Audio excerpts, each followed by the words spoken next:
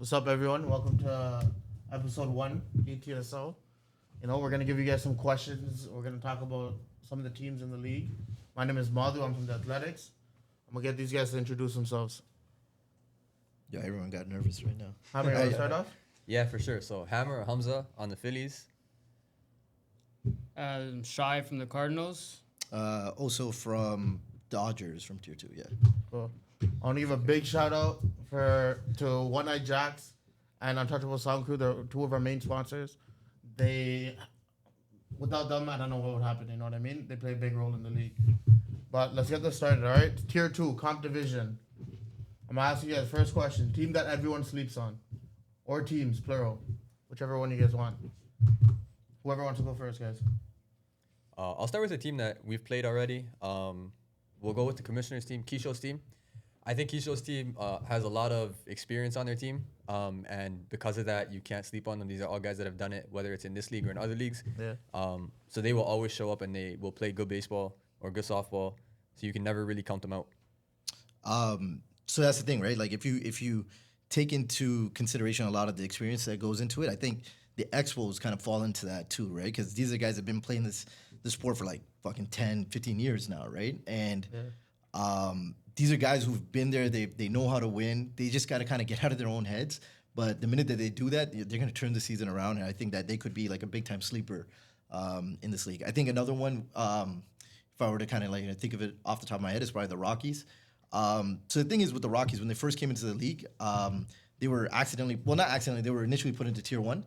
And then we faced them there, and we faced them again in Tier 2. And the biggest thing with these guys is like, it's as if they don't try for the first half of the game, right? But then, like around the fourth or fifth inning, all of a sudden you look up at the score and they're down 2. Exactly. They caught up to you, and they're right there, right? Like if they played a full seven inning game, bro, they could beat anybody, man. They got some big hitters on their team too. So they just have to pregame a little harder. Maybe that's it. Yeah. That's it. Yeah. Basically. I'm gonna have to jump on your back with the Expos. The Pause.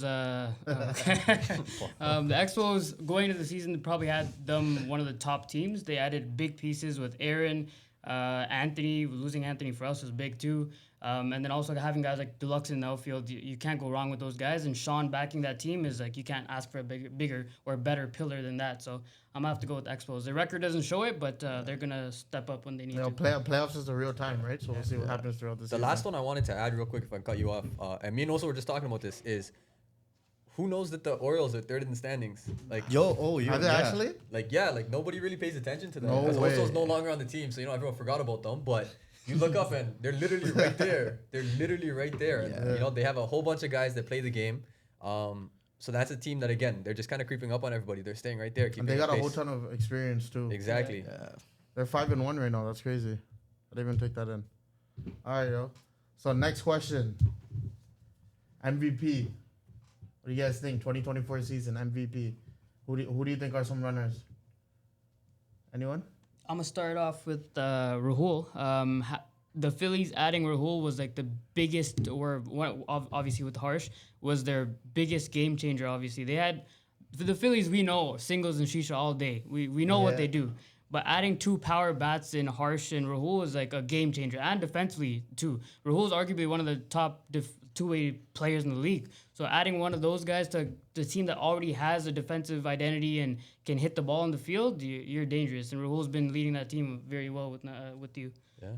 He's got a good voice too, you know what I mean? Like he's a vocal leader as well. All right, so if we're gonna go, if we can't pick our own guys, in terms of potential MVPs, I'm probably gonna go with Jordan. If we're looking at statistics, he's leading almost every stat, right? Like if I pull it up on my phone right here, the man's got 5 home runs, which is like second. He's got 19 RBIs, which is 2 away from being first, and he's hitting like 810. Like in terms of leading a team, and I don't even know what place they are actually. Let me just pull that up too. Right now they're 6. No, they're 5th. Oh no, that's the wrong Rockies. Hold on one second. Yeah, they're 6. Yeah, 6 right now. Right. So all they got to do honestly is keep winning as a team, get their record up, and then he's gonna get the recognition that he kind of deserves, right? So in terms of MVP, I'd probably go with Jordan. Yeah. And then right up there in the stats with him is Neil from the Dodgers. Neil's literally a legend, like living legend in the game, man. He's been doing this at a top tier level for so long, and he's right there, right, leading the league or in second in the league in RBIs with 19, 5 home runs. I think he's like first in the league in hits. He's only got out 3 times so far in the season, and he brings it with the glove too. He brings it with the glove consistently. So I think he's right there in that MVP conversation as well, and they're undefeated, so that has to play a part. He's having a hell of a season, honestly. Yeah. All right.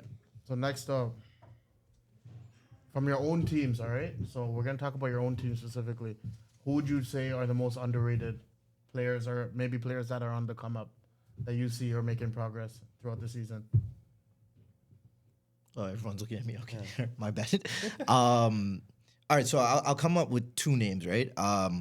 First one is our pitcher, Ahan.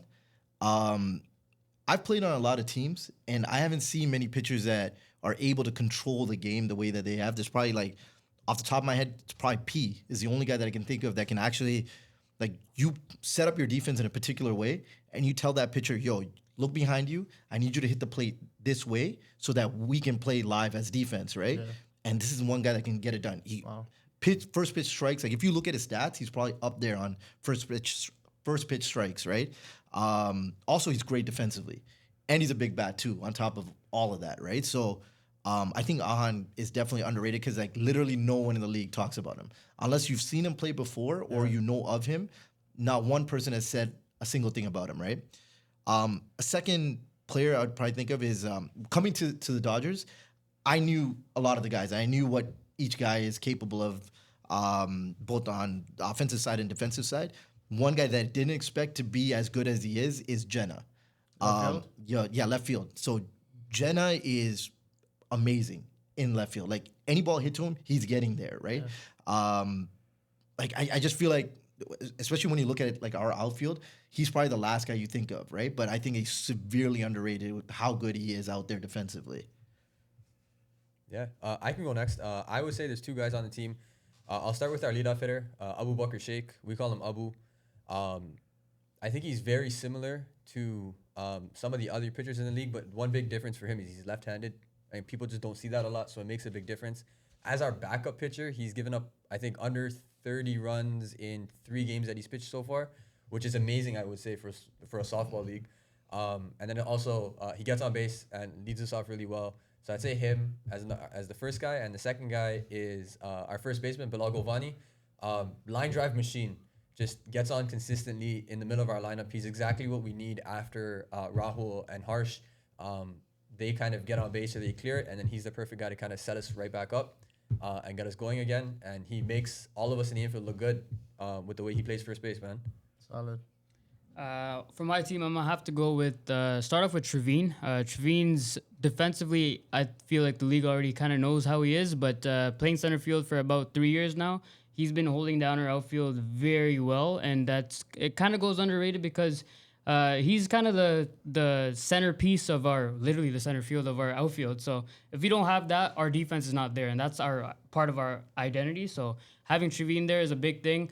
He's the only guy in the league that I know of holds the bat the wrong way. Yeah, he does that often. Yo, my guy's got dislocated shoulder. I don't know how he does Don't it. like that against us. Line drive machine, he up the hit middle one out. line drive machine. But it works. I've tried to switch it around for him. I think 2 years ago, he can't make contact the other way. It's not the same. Interesting. So I mean, don't mess with what's not broken. I guess, Yeah, right? exactly. But other than that, I would have to say Andrew.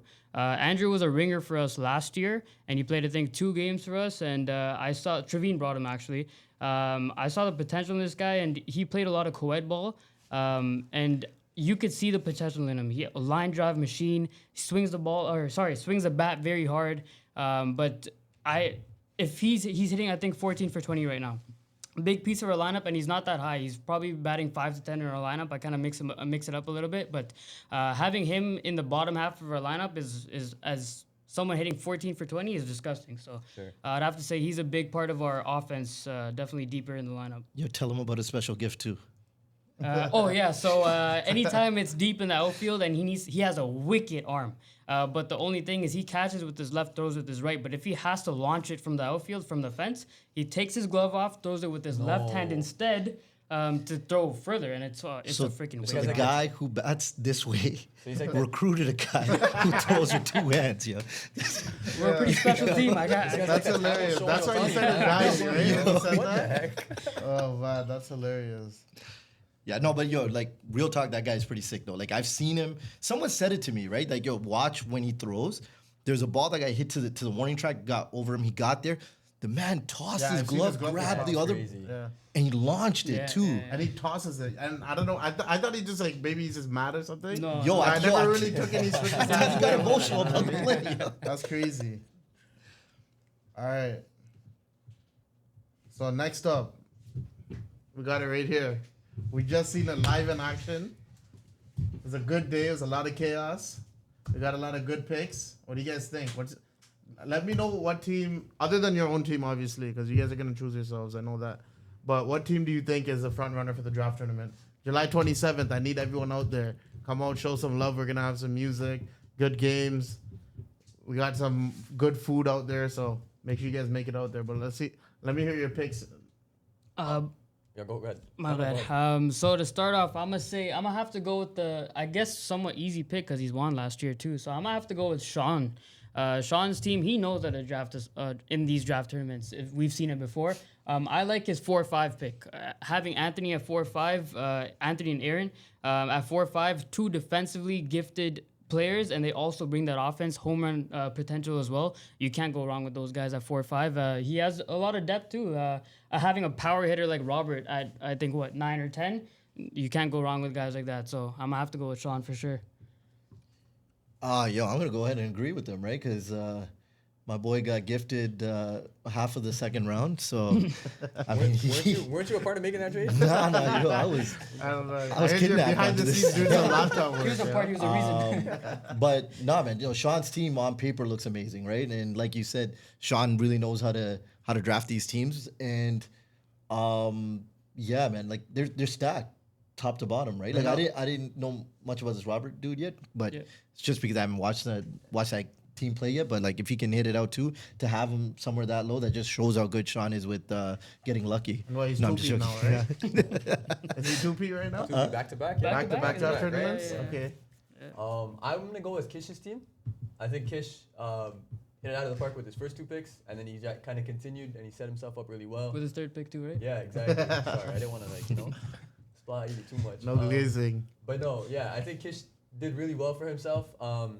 Corey's team looks really good too, but with some of those names on that lineup, they might just max themselves out in the first inning, and then we'll see what their swings look like after that. So We'll see. yeah. Shanks might hit a home run too. You never know. At Legacy, Nah, he let's might not feel get crazy and out of He pocket might right feel now. like old Shanks at Legacy. Let's not get out of pocket now. Okay, guys. This is what we've been waiting for. Who's taking the chip, man? I'm saying Athletics on top. Iron Man. Let's go to the real answers, guys. Yeah. No, I'm just joking. Obviously we're gonna say yes, right?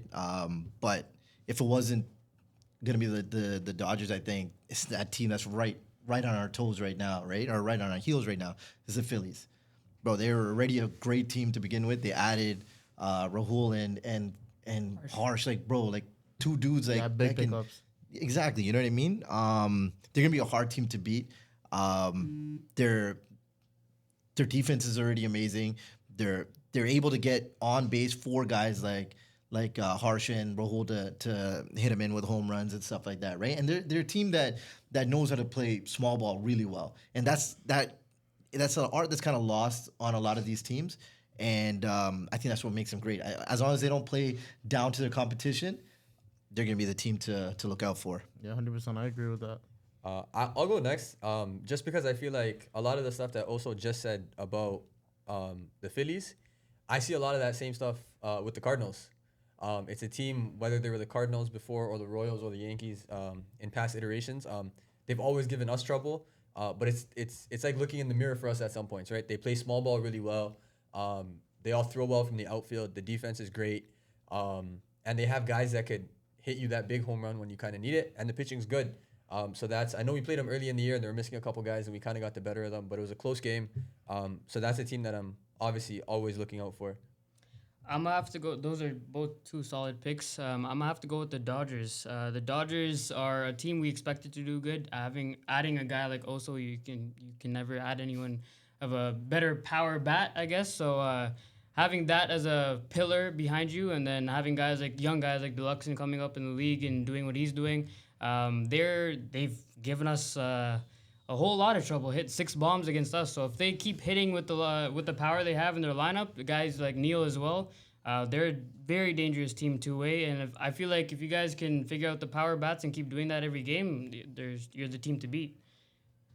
So the question is also, how'd you do it, man? Do what? How'd you do that? What do you mean? Yo, How did you make Dodgers go from? Well, Dodgers last year I think were second last or something like that. Now they're a top team. yeah, I mean, they were already a good team. They just needed to figure it out a bit, right? So how do you want him to explain They it? needed it. That's I just want to hear from him. No, they just you think about it, right? They only added me and Neil, and then the rest of the guys are pretty much the same guys that have been there from the start, right? It was if you look at their records, they probably lost a lot of close games, and we're probably just the guys that Give get them the extra push. them over, right? Like if they lost by 1 or 2, we maybe gave them that 1 or 2 extra runs, right? So they're always a good team. It just wasn't translating with how they were playing and closing out games, right? It's once you learn to win, it becomes second nature, and that's what they're doing now. All right. Well, it's a pleasure talking to you boys. I'll see you guys on the field soon, hopefully this week. Yes, sir. It's ETSL episode 1. It's a wrap. See you guys out there. Yes, sir. Invite me back.